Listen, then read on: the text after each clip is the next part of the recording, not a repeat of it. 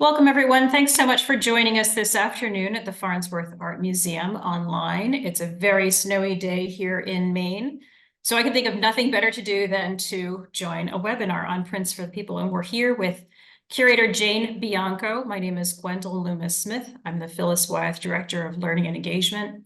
And joining Jane and I today is also Abigail Nash. She's our Public Programs Coordinator right here at the Farnsworth. Jane is our curator who has been with us at the museum since 2008 and has been curator and a key planner in a lot of our exhibitions, including our Olson House exhibition last year, Preserving a National Historic Landmark, which was on view at the Wyeth Center, and is the curator of our exhibition that we'll be talking about today, Prints for the People, Associated American Artists. And I think you'll really enjoy this talk with us today.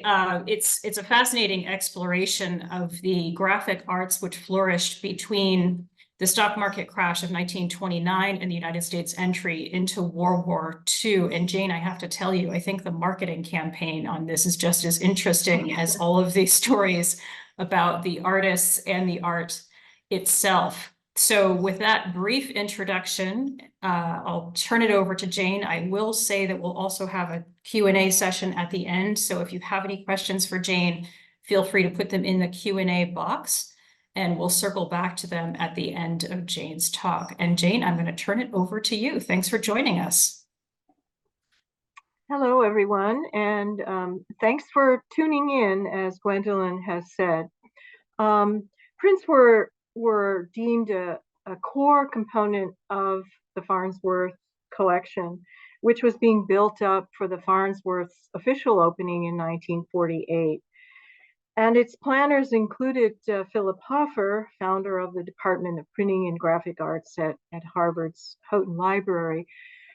So I can't help thinking that he had quite an influence on the planners of the Farnsworth.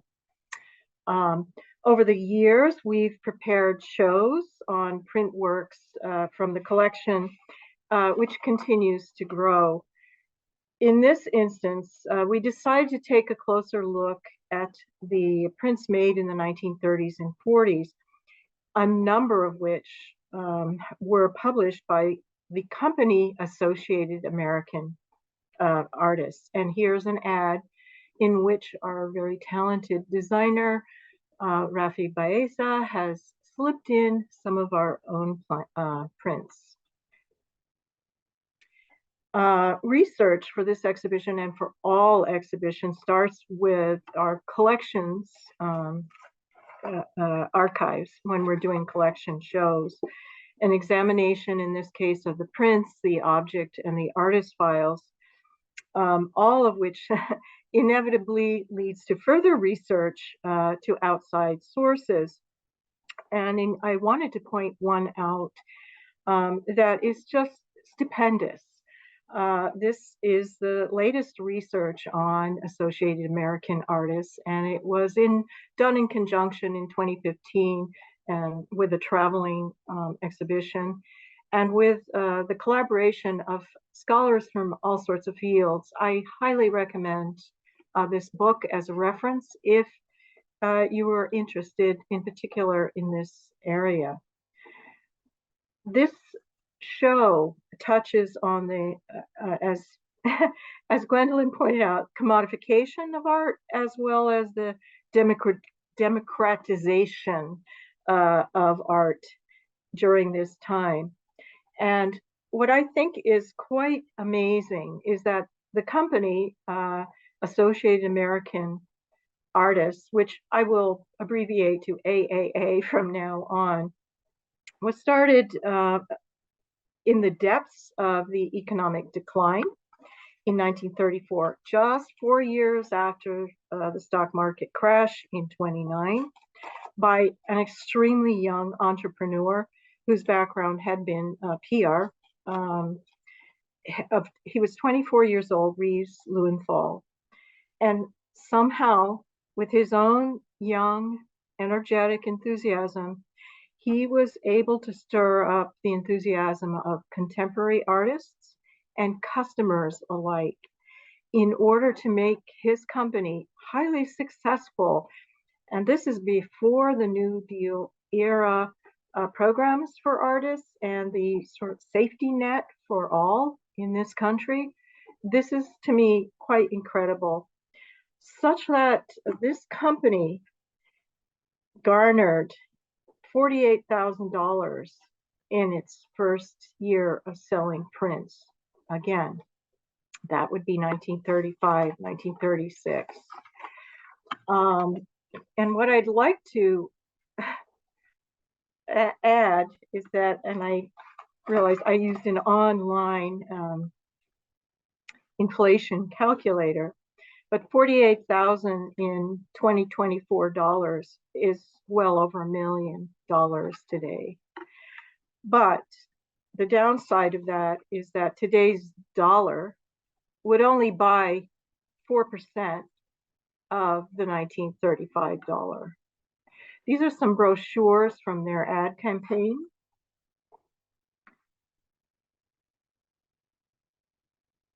And here's how it worked. Lewenthal is the man in the middle in the circle, sort of a orange circle. And I've circled in this particular photograph, this vintage photograph, some of the artists whose work you'll see in this presentation. Ernest Fine, who worked in Maine, Thomas Hart Benton, the star of the show, Adolph Dane, and Raphael Sawyer, who also lived on Vinyl Haven Island, who worked and painted there. Let's see here. This is a retrospective of the company in 1952. So here's how AAA worked. Prints were published in editions limited to 250. Each print was signed by the artist to guarantee approval of the work that you would be purchasing. The prints were either printed by master lithographer George Miller or etcher John Anderson, and in some cases by the artists themselves. AAA carried the printing and the marketing costs, and all 250 edition prints sold for $5 each to the public, or 6, a bargain, for $25. Artists were paid $200 for each published edition, though Thomas Hart Benton, whom I'll mention a lot in this presentation, who was quite famous at the time, was paid $300 per edition of 250, and he was also an advisor, one of several artist advisors to AAA.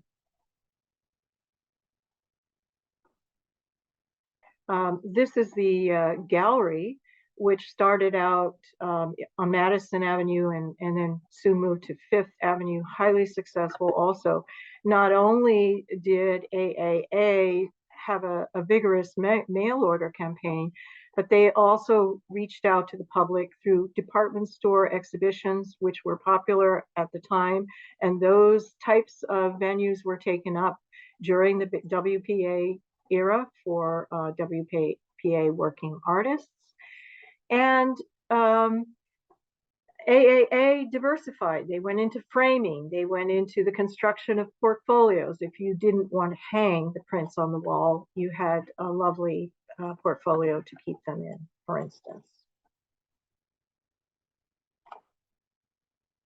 But here, before getting too deeply into the AAA prints on view, I just wanted to talk a little bit about another side of the 1930s through some other prints that we'll have up, dealing more with the social realism. And by that, I mean beginning with the stock market crash and Peggy Bacon's print Greed, which we've shown a number of times. I think that it quite obviously makes a reference to the crash and the greed perhaps of the speculators who were partly responsible for this gross shock and our economic decline.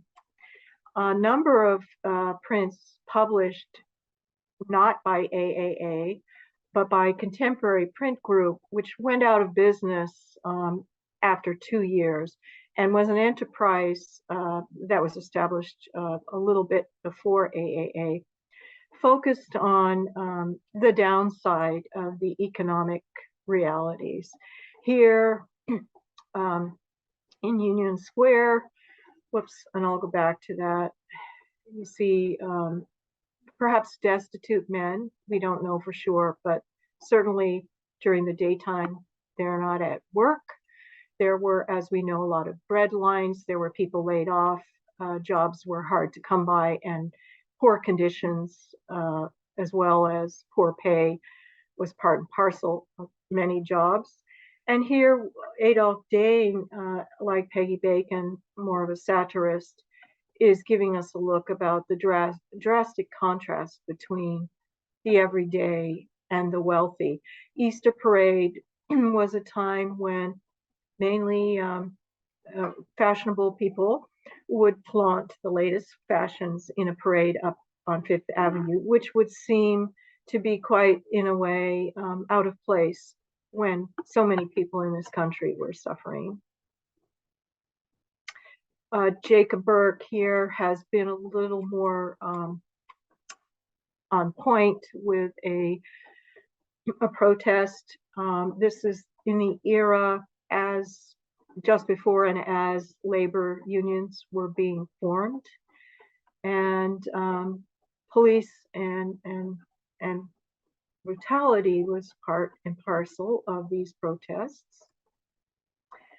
And then at the same time that there was a growing awareness of the haves, the have-nots, there was also a celebration, almost glorification of technology in this country, because skyscrapers in New York were still being built, New York and Chicago.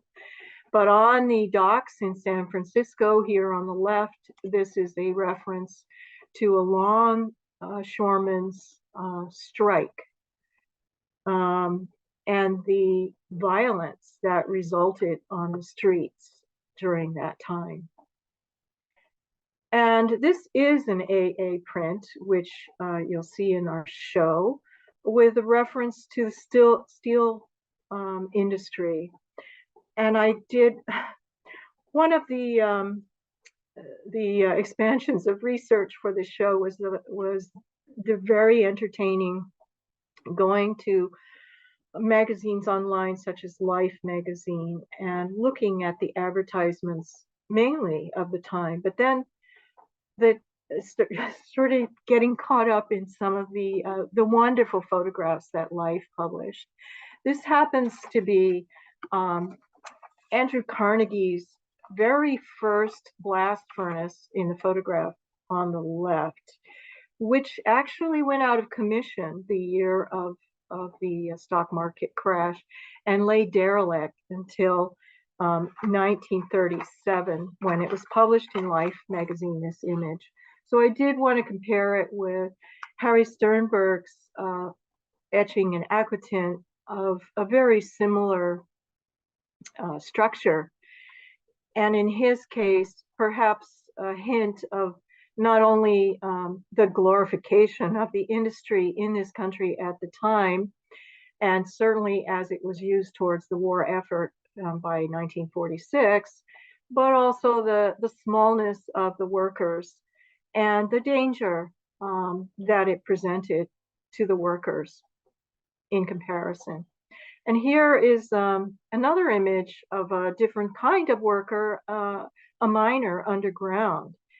And perhaps a suggestion of the fortitude and the bravura that such a man would need to have working in the very dangerous mines.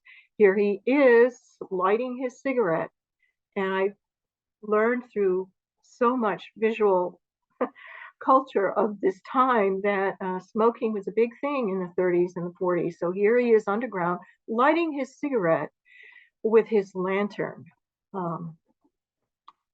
Probably quite a dangerous thing to do, but he's a tough man.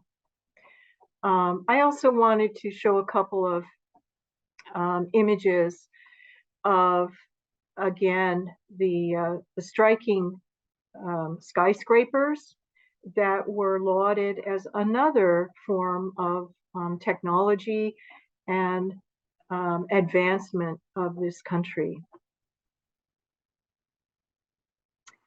And to Thomas Hart Benton and the America Today murals, they are now in the Metropolitan Museum of Art, and as you can see, pretty much room size here. The mural America Today was done in 1930 and 1931. During this era, comprises 10 murals, actually. And he was commissioned, that is Thomas Hart Benton, by the New School for Social Research in Greenwich Village. And again, it's been more lately transferred to the Met. Although the artist received no fee for his work for this commission, he was paid with eggs, apparently, the yolks of which he used towards this, which is done in tempera. I would say this is a bit looser and certainly more greater in scale than the temperas that many of us have seen at the Farnsworth done by Andrew Wyeth, for instance. These are truly monumental. And despite references to the Depression in some of those murals and the subject matter of the murals, this one in particular emphasizes the idea of progress, again, as realized through modern technology. And we happen to have a print of this 10-foot mural, which Thomas Hart Benton also did, Instruments of Power. And even though this is called Instruments of Power in 1931, a decade later, you might call it Instruments of War by the time the Farnsworth entered World War II. And there again, that's how big that mural is. So I just wanted to start by showing two stars of the show. Grant Wood, whose work is well known, was well known at the time and continues to be loved. This is our one and only Grant Wood. And here it is, March, AAA print number 478, published in 1941. Though AAA did not number their prints, as far as I can gather from that marvelous catalog, which I referenced earlier, the numbers are sequentially arranged according to the researchers who worked on that book. And so I'm going to be showing you AAA numbers throughout according to their research.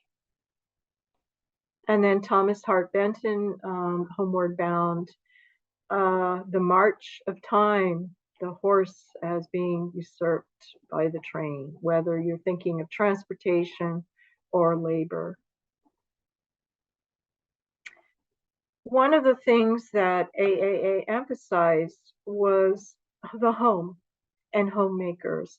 And as I looked through the Life magazines in particular, also Better Homes and Gardens, I came across a lot of ads which suggested that it was a patriotic act to take good care to actually find a home, build a home, and make the home your own. And AAA latched onto this by thinking about home decoration.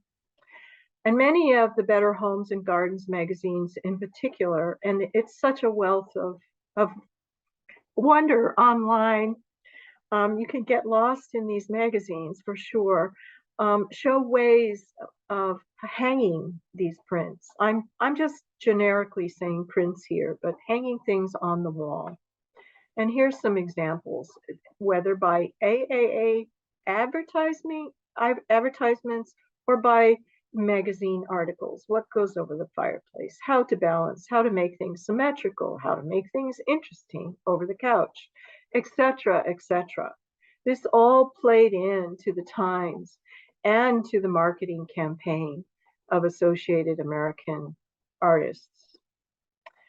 And here, I do believe this is 1937. This article on the right, which shows Christmas presents, suggestions for Christmas presents. And one of them happens to be an AAA print. That is number 3, which I've enlarged here.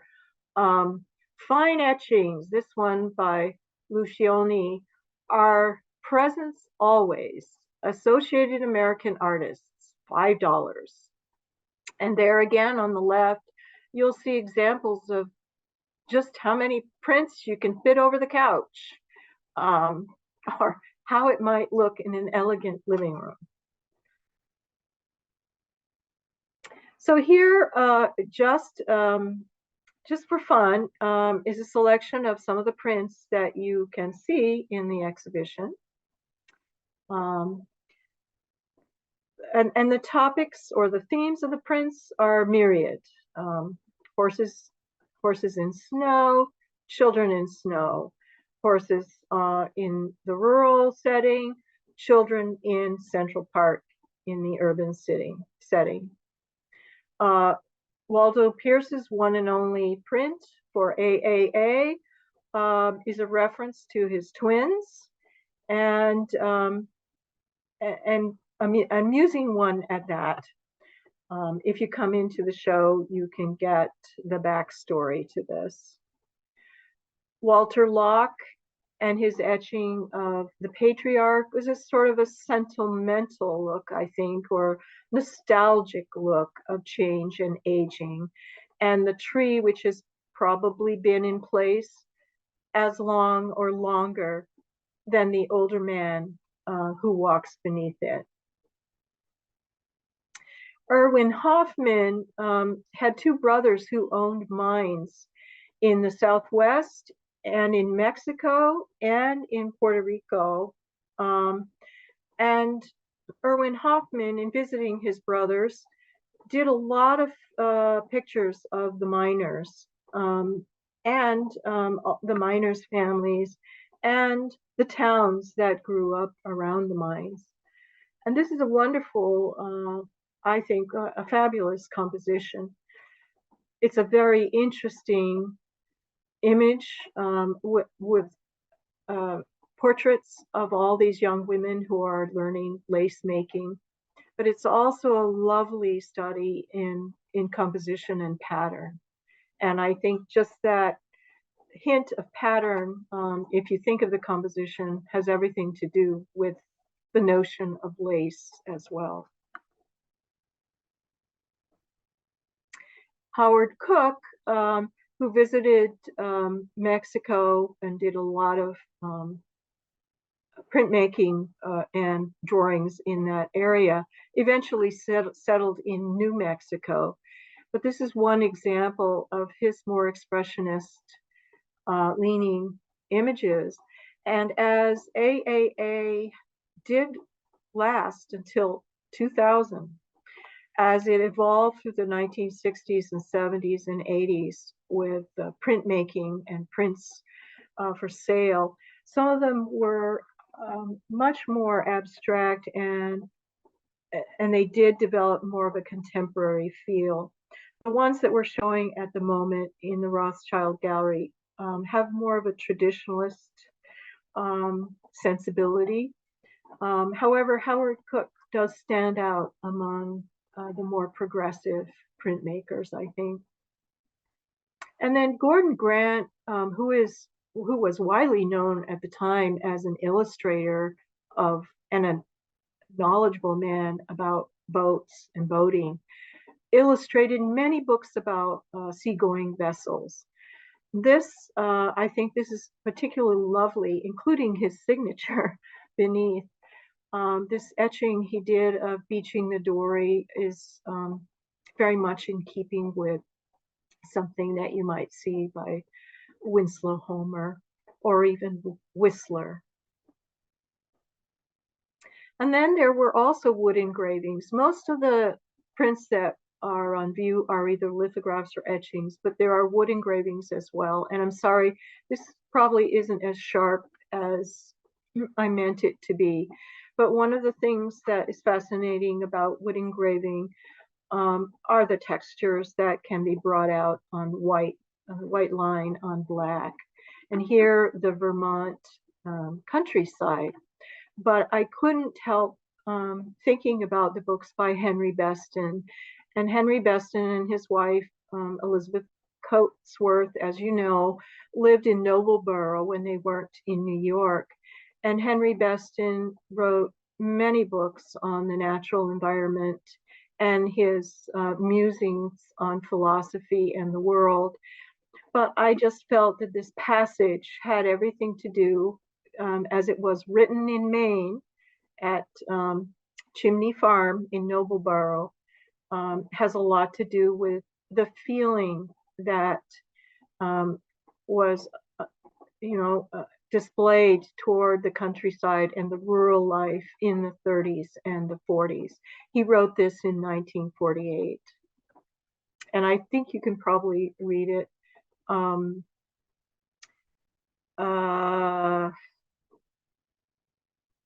About the past and the feelings of the land. Okay.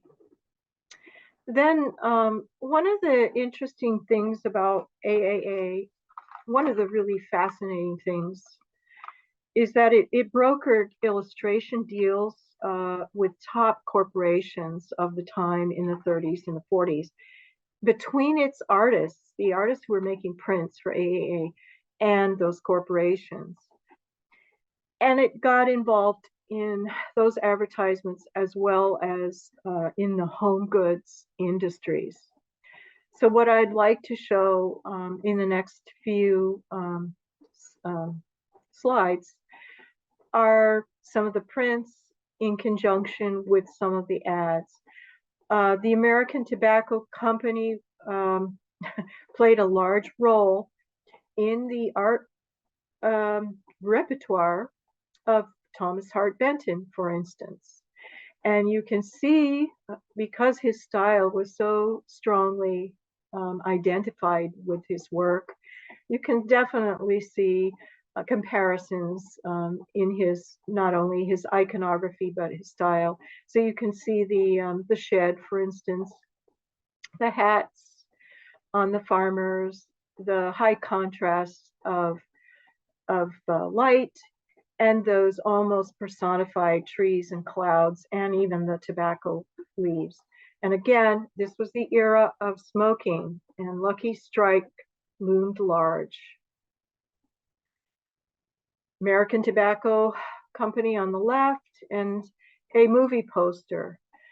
The AAA sent its artists to Hollywood, and they did get involved with sketching on film sites, as well as creating posters and doing other work. Again, here we are, Thomas Hart Benton, a typical farm scene, definitely identifiable as his work with the Grapes of Wrath. And this is an interesting photo, I think, of Fantasia, I think came out in 36 or 37. So the contemporary artists of the time, George Biddle on the left, who did a wonderful portrait of Marguerite Zorak, followed by Reeves Lewenthal, still looking young. That is the founder of AAA, followed by Thomas Hart Benton with the dark hair and mustache. Ernest Fine, who, as you may recall, did some work in Maine, and you'll see some of his work coming up. And Grant Wood with the glasses, laughing, second from the right, and George Schreiber. All of these men were employed again and again by AAA. Then some of our images that are up hearken to what was happening at the time. In fact, they all do. But in particular, forest folk, you can't help noticing how Disneyfied these deer are. And it does turn out that this print was published a year after Bambi came to the big screen. So I've here juxtaposed the two. And those deer definitely have the Bambi eyes.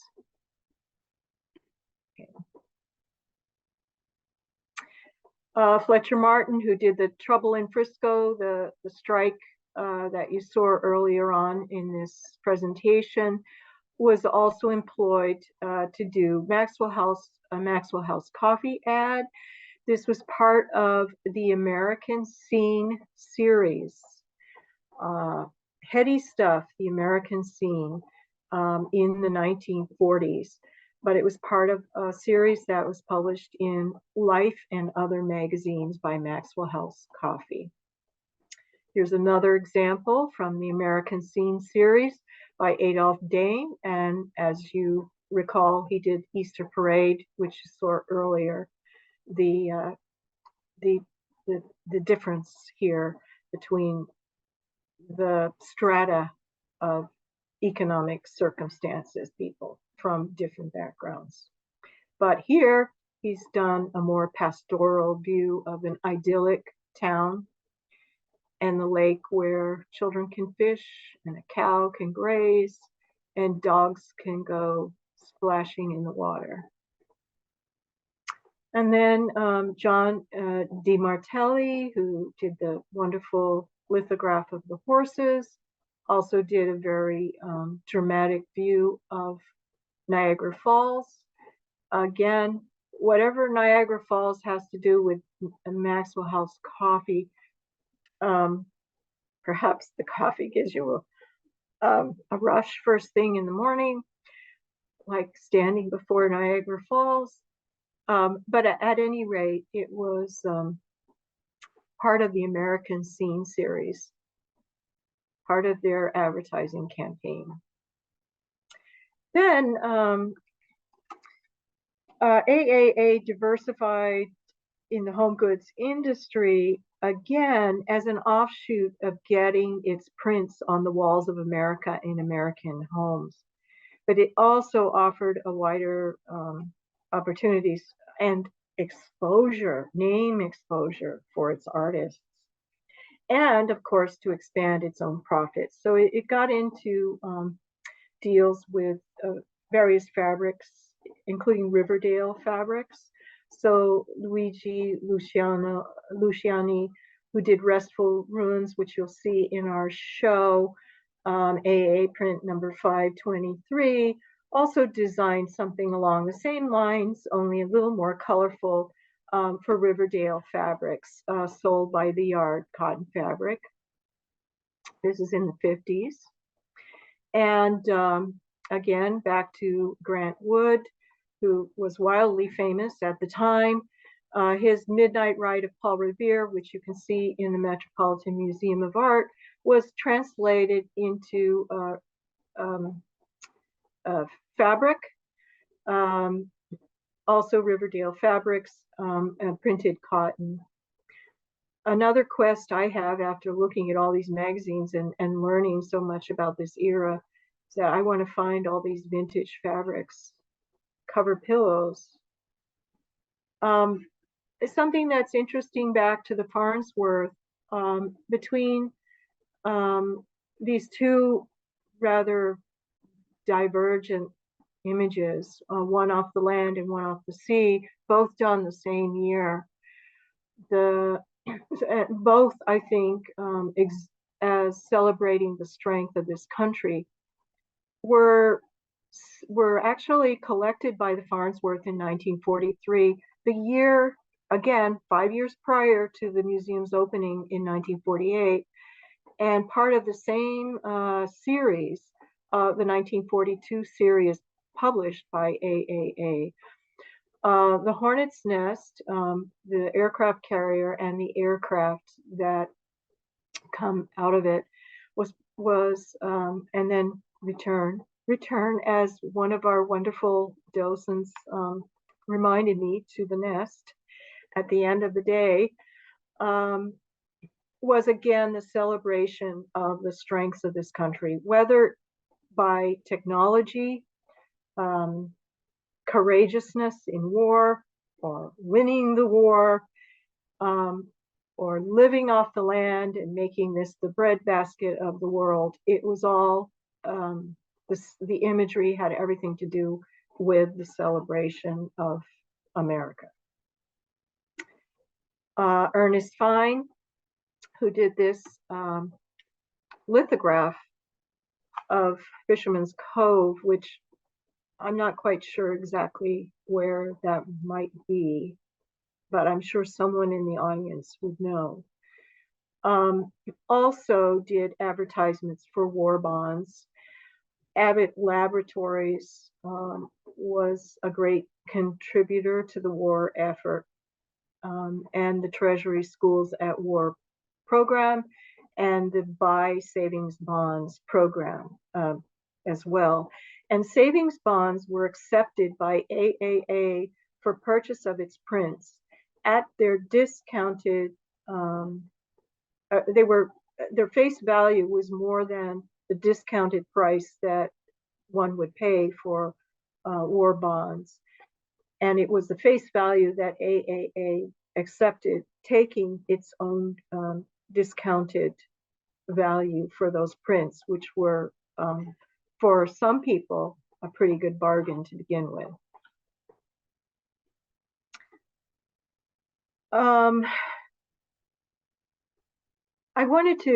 I'll go back to this. This is the last slide, again, to talk about the pastoral and the urban, the growth of America, whether it was the sort of the family generations, if you want to think of it this way, on the farm, the bounty of the land that the land provided, or the bounty of the socio-economic system, which was centered in the cities and Wall Street, for instance. I just want to say that by coming to the show, I hope that some of you are able to do that before it ends at the end of April. It's hoped that the Prints on View will offer a kind of window into the past and a sense of the country during a time of rapid change. And certainly this may be the case as well today. So thank you for listening to this. Thank you so much, Jane. I have to say, again, the marketing of these prints and the sort of the entrepreneurial adventure that it took everybody on, in a sense, to tie all these things together. I mean, certainly even in this day, we can think of this happening with, you know, commodification of prints and art and Instagram and social media posts. But this was certainly happening during a very transformative time. So I have a question that's sort of burning on my brain, or I should say I'm borrowing this from Abby because it's a good question, I think, to think about. You know, a lot of these artists were just starting their career, or they had had somewhat of a career before the print came along in the AA series, but how did it transform their careers? I mean, were they able to make ends meet because of this program, or were they not necessarily getting a huge cut from all of this? And I don't know if that's a lot of specifics, but in general, was it helping to launch their careers? I think it was doing both. For well-established artists, it was giving them a steady income as long as they had a guarantee from AAA to be commissioned, you know, for several series, for several of the 250 editions. As well, if AAA were to introduce them to the corporations for those kinds of commissions, whether it was home goods or whether it was illustration for advertising. There were others, and in fact, there is a commentary, I think, on one of the labels written so long ago, that one of the up and coming artists, once he had a commission from AAA, moved to be closer to New York. I think he actually moved to New York, and he got married because he could afford, he felt, to do that. I don't know what $200 were in 1935 terms today, but certainly in the thousands of dollars. And that, again, that dollar went further in 1935 than it would today. So if one of those artists said that he could afford to get married and find a place in New York City, wow, that was a lot. Yeah. Certainly would certainly help. But Couple many of of the artists, I wanted to just say, I'm sorry for interrupting, Gwendolyn, no. because you also brought to mind that, there was the WPA, the FAP, WPA artist programs that did emerge soon after, the later 30s, until 1941, I think. Whether it was the Index of American Design, whether it was commissions for murals, whether it was teaching, whether it was theater, whether it was posters, advertising campaigns. Artists were also employed. They could be employed by AAA. They did not have complete control over these artists. They were free to work for independently and for other entities. So some did work both for AAA and for the federal government and on other independent commissions. And that's how they really made ends meet. So in the meantime, our Q&A box has somewhat exploded in a good way. So I'm going to do my best to address at least a couple of these. A couple of good questions right off the bat. We've talked about prints, we've talked about advertising and the fabrics, which are I'm with you, Jane. I think we'll have to go out hunting for some period textiles together. Were there sculptures as well, or were there, other types of iterations from these prints that were being generated? Yes, there was also glass work and like slump glass, for instance, put into kilns. And there was also decorative ceramics with designs and dishwares. I can't remember, I'm so sorry. I cannot recall the name of the ceramics company that was prominent in these enterprises, but there were several.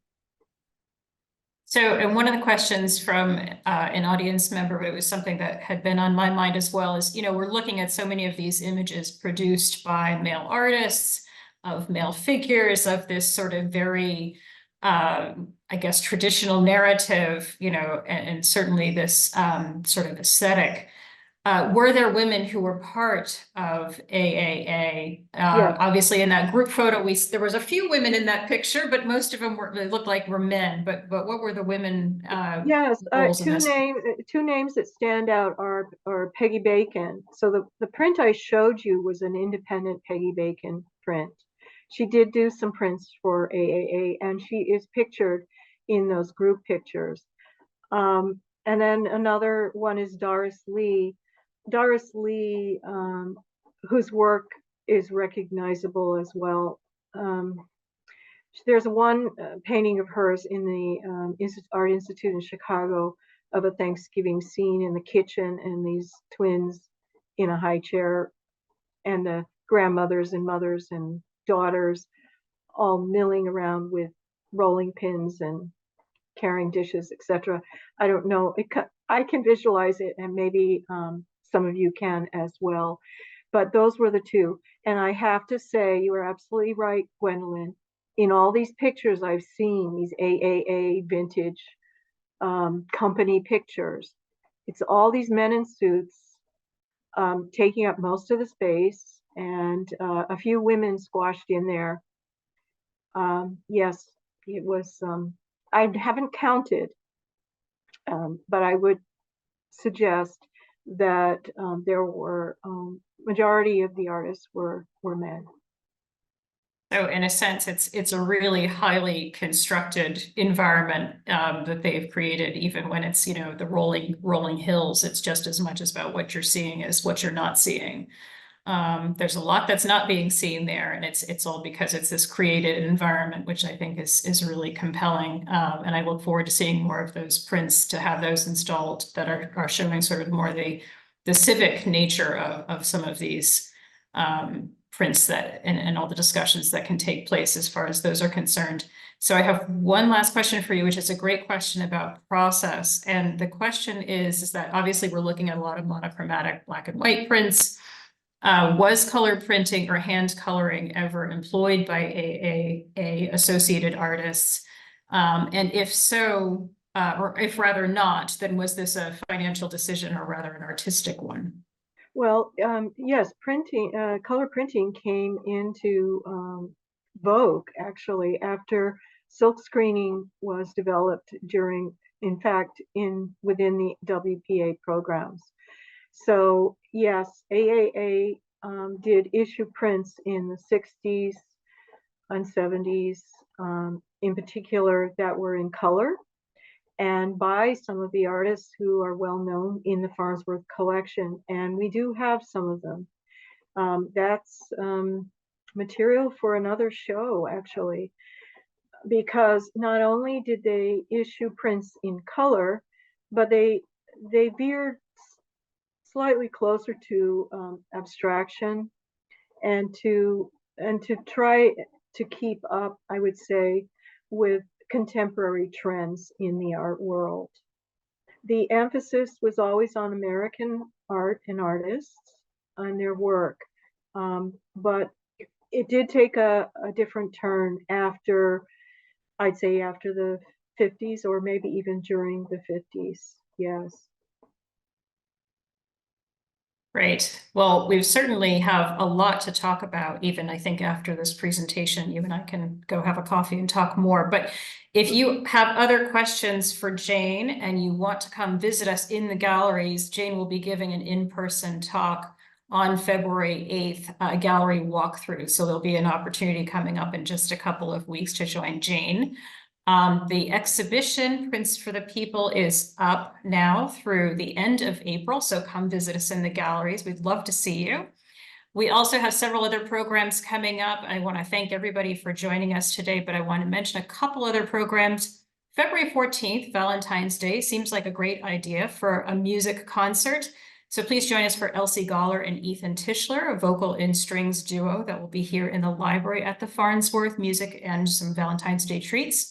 February vacation, if you're looking for something to do with your school families at home, pottery, eco printing with Katama Murray, and hand building clay. So lots to get involved with. And we also have our next First Friday, winter now First Friday, courtesy of our Art Bridges Foundation grant, which is Friday, February 2nd. And we'll have Rachel and Ryan Adams here for an in-person talk. So lots to see and do, and lots to come and be a part of at the Farnsworth. And Jane, I really want to thank you. This is a really fascinating exhibition, and lots to dig into. So thanks everyone for joining us today, and have a wonderful rest of your snowy Maine day. Take care.